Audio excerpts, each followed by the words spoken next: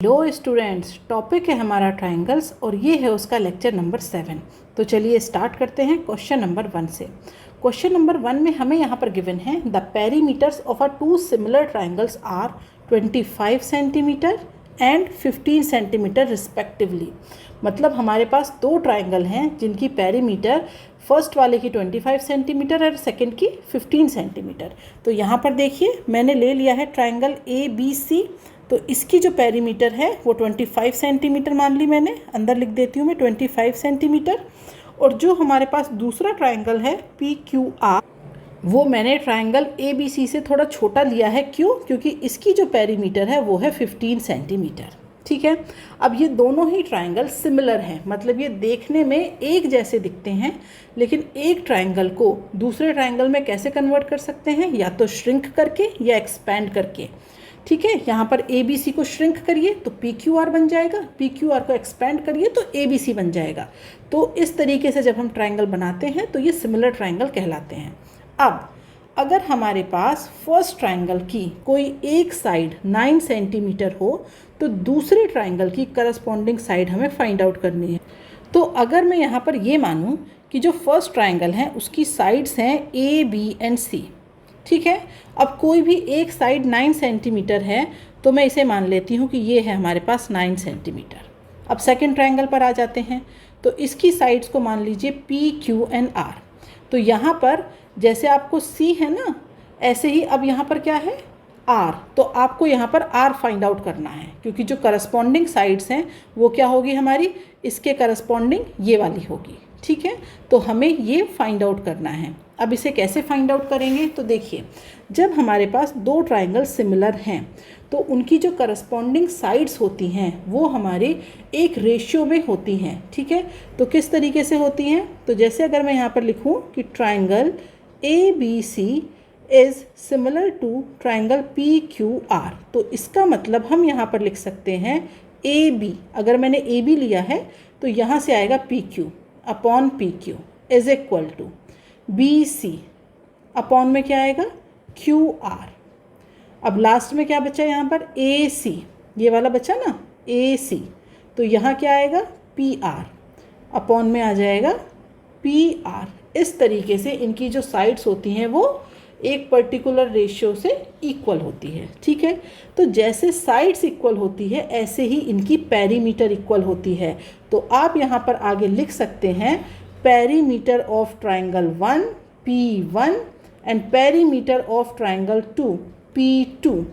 ठीक है, आप यहाँ पर लिख सकते हैं P1 अपॉन P2। P1 क्यों? क्योंकि पहले हम ट्रायंगल 1 ले रहे हैं ना ABC और फिर बाद में ट्रायंगल ले रहे हैं PQR, तो ऐसे ही P1 अपॉन P2। ठीक है, अब आपको यहाँ पर गिवन है AC और पूछा जा रहा है PR, तो इसीलिए हम इस वाले रिलेशन का यूज़ करेंगे इन दोनों का। ओके, तो अब इन्हें कर दीजिए इक्वल।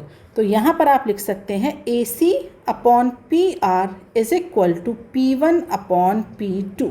ठीक है, इसे मान लिया मैंने P1 और ये है हमारे पास P2। तो AC की वैल्यू क्या है 9, PR की वैल्यू हमें फाइंड आउट करनी है। P1 की वैल्यू, P1 हमारे पास क्या है A plus B plus C, यही तो है A plus B plus C। और P2 कितना है P plus Q plus R। क्या वैल्यू गिवन है इनकी 25 अपॉन 15। तो लिख दीजिए 25 अपॉन 15। तो ये हो जाएगा हमारे पास यहाँ से PR is equal to 27 upon 5। तो इसे आप लिख सकते हैं 5.4 सेंटीमीटर। ठीक है, यही आपको फाइंड आउट करना था। अब आ जाते हैं अगले क्वेश्चन पर।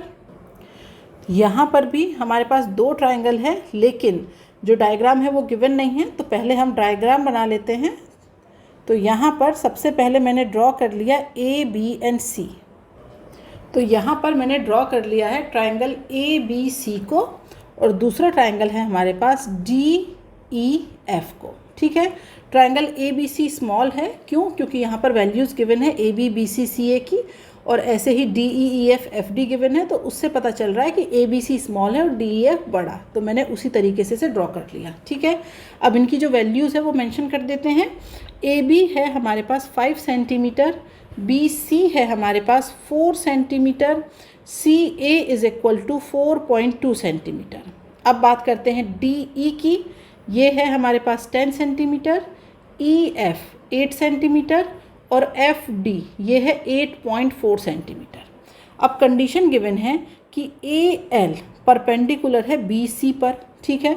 तो अब ए एल एक लाइन ड्रॉ कर दीजिए जो कि क्या है हमारे पास परपेंडिकुलर है बी सी पर, तो इसका मतलब ये बनेगा यहाँ पर 90 डिग्री का एंगल। अब हमारे पास है डी एम जो कि परपेंडिकुलर है ई एफ पर, तो यहाँ पर ये ड्रॉ कर दीजिए, ये हो जाएगा हमारे पास डी एम जो कि परपेंडिकुलर है आपका ई एफ पर, ये पॉइंट एम है और ये पॉइंट है एल। तो अब हमें फाइंड आउट करना है कि जो A L upon D M है उसका रेशियो कितना है, तो ये हमें फाइंड आउट करना है। तो यहाँ पर देखिए ये जो इनकी साइड्स गिवन है ना, दोनों ट्रायंगल्स की जो साइड्स की वैल्यू गिवन है उससे अगर आप देखें तो यहाँ पर देखिए, अगर हम ये लिखें कि जो ए बी है उसके अपॉन में कर दीजिए आप डी ई को, बी सी इसके अपॉन में कर दीजिए ई एफ को, और हो जाएगा ए सी अपॉन में कर दीजिए डी एफ को। तो यहाँ से देखिए ए बी की value 5, D E 10, B C की वैल्यू 4, ई एफ की वैल्यू 8, ए सी की वैल्यू 4.2 और डी एफ की वैल्यू 8.4। तो सभी का जो रेशियो आता है जब आप इन्हें कैंसिल करेंगे 1:2 1:2 1:2, तो इसका मतलब ये सारी जो साइड्स हैं वो किस रेशियो में है 1:2 में, ठीक है। तो इसका मतलब ये हुआ कि हमारे पास जो ट्रायंगल, अगर ये कंडीशन फुलफिल हो रही है ना, तो इस कंडीशन का मतलब है कि हमारे पास ये जो दो ट्रायंगल है, triangle A B C is proportional to triangle D E F, मतलब ये दोनों हमारे सिमिलर हैं, ठीक है। तभी इनकी जो साइड्स हैं वो क्या है प्रोपोर्शनल हैं।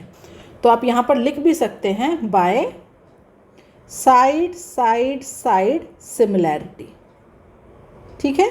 हमने देखा कि जो तीनों साइड्स हैं वो एक प्रोपोर्शन में हैं, तो साइड साइड साइड सिमिलैरिटी से ये दोनों ट्रायंगल सिमिलर हो गए, ठीक है।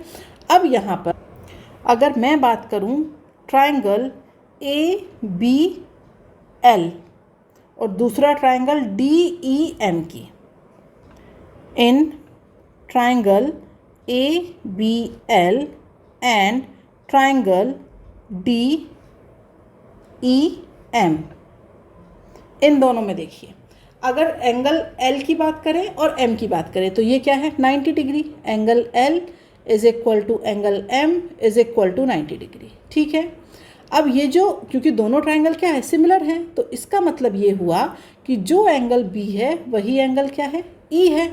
तो यहाँ पर हम लिख सकते हैं angle B is equal to angle E, ठीक है। ये दोनों क्या हैं similar. So by the angle similarity triangle ABL is similar to triangle DEM, और अगर ये कंडीशन है तो इसका मतलब ये हुआ कि AB upon DE is equal to BL upon EM is equal to AL upon DM, ठीक है। अब हमें फाइंड आउट क्या करना है, फाइंड आउट हमें करना है AL DM को, ठीक है। AL अपॉन DM ये तो हमें फाइंड आउट करना है, तो ये तो हमें लेना पड़ेगा। अब ये जो आपका AB और DE है इसकी वैल्यू आपको गिवन है तो ये ले लीजिए, क्योंकि BL और EM हमें गिवन नहीं है तो ये हम नहीं लेंगे। तो यहाँ पर साइड में लिख दीजिए AB upon DE is equal to AL upon DM। अब AB की वैल्यू कितनी गिवन है, तो AB हमारे पास गिवन है 5 और DE गिवन है 10, तो ये हमारे पास 1/2 आया था ना, तो AL अपॉन DM ये हमारे पास कितना हो जाएगा 1/2। तो जिस रेशियो में ये साइड्स थी उसी रेशियो में क्या हो जाएगा कि वो जो हमने परपेंडिकुलर डाला था उसी रेशियो में क्या हो जाएगा वो परपेंडिकुलर भी हो जाएगा, ठीक है। तो यही हमें फाइंड आउट करना था। अब हम आ जाते हैं अगले क्वेश्चन नंबर 3 पर। तो यहाँ पर हमारे पास एक ट्रायंगल ABC है, तो चलिए पहले ट्रायंगल ABC को ड्रॉ कर लेते हैं। तो ये हो जाएगा हमारे पास, आप कैसे भी ड्रॉ कर सकते हैं क्योंकि ये गिवन नहीं है ना कैसा ट्रायंगल है, तो आपको जैसे भी ड्रॉ करना हो आप ड्रॉ कर लीजिए ABC। अब कहा गया है जो E है वो है AC पर और D है AB पर, तो यहाँ पर एक पॉइंट ले लीजिए कहीं पर भी, ये हो जाएगा D, और यहाँ पर ले लीजिए कहीं पर, ये हो जाएगा E। अब कहा गया है AD is equal to 8 centimetre, ये जो है ना AD ये हमारे पास है 8 सेंटीमीटर। DB ये है हमारे पास DB, ये है हमारे पास 12 सेंटीमीटर, ठीक है, ये हमारे पास 12 सेंटीमीटर हो जाएगा। AE ये हो जाएगा 6 सेंटीमीटर AE। उसके बाद कहा गया है जो CE है, CE ये वाला, ये है हमारे पास 9 सेंटीमीटर। ओके, तो अब हमें प्रूफ करना है BC is equal to 5/2 DE, ठीक है, या फिर हम कह सकते हैं BC अपॉन DE की वैल्यू आपको फाइंड आउट करनी है, जो कि कितनी आनी चाहिए, 5/2 आनी चाहिए। ओके, तो अब एक काम करिए, इस D और E को कर दीजिए ज्वाइन। तो अब इसे प्रूफ करने के लिए हम क्या करेंगे, यहाँ पर देखिए, अगर मैं ऐसे लिखूँ कि AD अपॉन BD, ठीक है, इसकी वैल्यू निकालिए, तो AD है 8 सेंटीमीटर और BD है 12 सेंटीमीटर, तो ये आ जाएगा 2/3, इक्वेशन 1। अब अगर मैं यहाँ पर लिखूँ AE अपॉन EC, तो AE है 6 सेंटीमीटर और EC है 9 सेंटीमीटर, तो ये भी क्या हो गया, 2/3 सेंटीमीटर, ये हो गई इक्वेशन नंबर 2। तो अगर इक्वेशन नंबर 1 और 2 को देखा जाए तो इसका मतलब ये हुआ AD upon BD is equal to AE upon EC, ये इक्वल हो गए, ठीक है। और ये किस में इक्वल होते हैं, ये होते हैं हमारे बेसिक प्रोपोर्शनैलिटी थ्योरम। ओके, तो इस वजह से अगर ये इक्वल है तो इससे हम कह सकते हैं then by BPT basic proportionality theorem we can say that DE is parallel to BC। और अगर ये पैरेलल हो गया तो इसका मतलब ये हुआ कि अगर हम बात करते हैं, यहाँ पर देखिए ट्रायंगल ADE की और ट्रायंगल ABC की, तो इसमें क्या हो जाएगा, जो वैल्यू एंगल A की है वही वैल्यू किसकी हो जाएगी, B की, जो वैल्यू एंगल E की है वही वैल्यू किसकी हो जाएगी, एंगल C की। तो इसका मतलब ये हुआ कि जो triangle ABC is similar to triangle ADE by angle similarity, ठीक है। तो अब हमें वैल्यू किसकी फाइंड आउट करनी है, BC और DE, तो ये तो लेने पड़ेंगे BC और DE, और इसके अलावा कोई एक और साइड ले लीजिए, क्योंकि दोनों साइड्स की वैल्यू गिवन है, तो आप कोई भी एक साइड ले लीजिए। तो यहाँ पर मैं लिख सकती हूँ AB upon AD is equal to BC upon DE, ठीक है। तो यहाँ से वैल्यू फाइंड आउट करिए, AB और AD कितना है, AB है आपके पास 20 और AD है 8, तो ये हो जाएगा 20 upon 8 is equal to BC upon DE। तो ये कितना आ जाएगा आपका, ये आ जाएगा हमारे पास 5/2। अब देखिए क्या प्रूफ करना था, प्रूफ करना था BC upon DE is equal to 5/2, यही तो हमें प्रूफ करना था, ठीक है। तो ये हमने यहाँ से फाइंड आउट कर लिया। तो कैसे किया, एक बार प्रोसेस को फिर से देख लीजिए। यहाँ पर हमें एक ट्रायंगल गिवन है, उसमें D और E पॉइंट्स बता दिए गए थे। ओके, अब हमें क्या करना था, ये वैल्यू को प्रूफ करना था। तो हमने उसके लिए क्या किया, पहले तो हमने ये देखा कि अगर हम ये वाली कंडीशन ले AD अपॉन BD और AE अपॉन EC, तो ये इक्वल हैं, तो इक्वेशन 1 और 2 से हम इस नतीजे पर पहुँचे। यहाँ से देख करके हमें पता चला कि ये कंडीशन तो BPT थ्योरम में होती है, बेसिक प्रोपोर्शनैलिटी थ्योरम में।